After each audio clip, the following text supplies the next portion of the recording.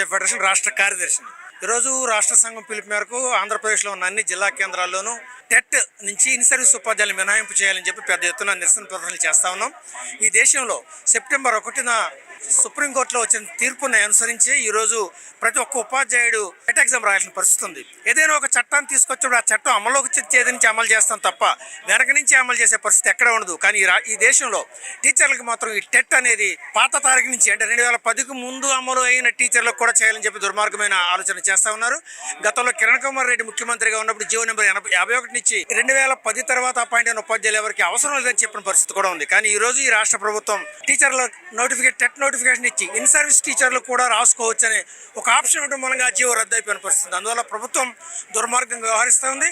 ఈ దేశంలో ఏ రాష్ట్ర ప్రభుత్వం కూడా ఇన్ సర్వీస్ ఉపాధ్యాయులకి టెట్ రాష్ట్రంలోని ఈ రోజు వరకు కూడా ఎక్కడ ఎటువంటి నోటిఫికేషన్ ఇవ్వని పరిస్థితి ఉంటే ఈ రాష్ట్ర ప్రభుత్వం ఆంధ్రప్రదేశ్ ప్రభుత్వం మాత్రం ఇన్ సర్వీస్ ఉపాధ్యాయులకు అని చెప్పి దుర్మార్గమైన నోటిఫికేషన్ జారీ చేసింది. ఈరోజు వెళ్ళే ఉపాధ్యాయులకి లీవ్ కూడా ఇవ్వండి అని చెప్పేదో మద్దతు పలికినట్టుగా చెప్తున్న పరిస్థితి. అందువల్ల ఈ ప్రభుత్వ విధానాన్ని మేము వ్యతిరేకిస్తా ఉన్నాం.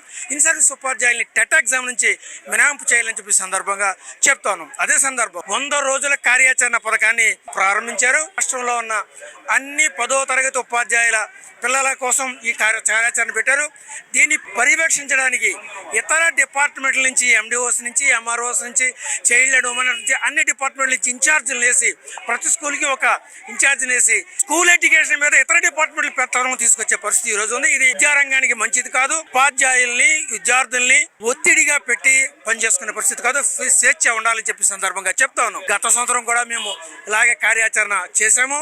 ఆ రోజు ఆదివారాలు 2 శనివారాలు పనిచేసాము. ఆ రోజు సిసిఎల్స్ ఇస్తాను ఈ కమిషనర్ గారు ఈ రోజుకి సిసిఎల్స్ ఇవ్వలేదు. కానీ ఈ సంవత్సరం కూడా వచ్చిన పరిస్థితి ఉందని సందర్భంగా చెప్తున్నాం. అందువల్ల ప్రధానంగా మనం చేసే డిమాండ్ టెట్ నుంచి ఉపాధ్యాయుల్ని మినహాయింపు చేయాలి. అలాగే 100 రోజుల కార్యాచరణ పథకంలో శని ఆదివారాలు మినహాయించాలి.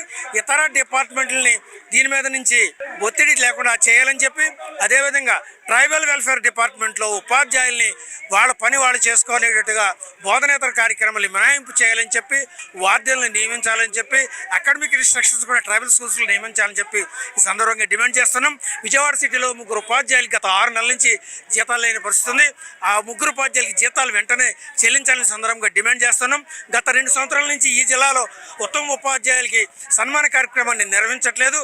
అందువల్ల ఈ జిల్లాలోని ఉత్తమ ఉపాధ్యాయులు ఎవరైతే ప్రభుత్వం గుర్తించిందో వాళ్ళకి అర్జెంటుగా సన్మాన సత్కారం టీచర్స్ డే నిర్వహించాలని చెప్పి సందర్భంగా డిమాండ్ చేస్తూ ఇవన్నీ చేయకపోతే ఈ ప్రభుత్వం భవిష్యత్తులో ఇతర ఉపాధ్యాయ ఉద్యోగ సంఘాలకు పెద్ద ఎత్తున ఉద్యమానికి వెళ్తామని సందర్భంగా చెప్తాం.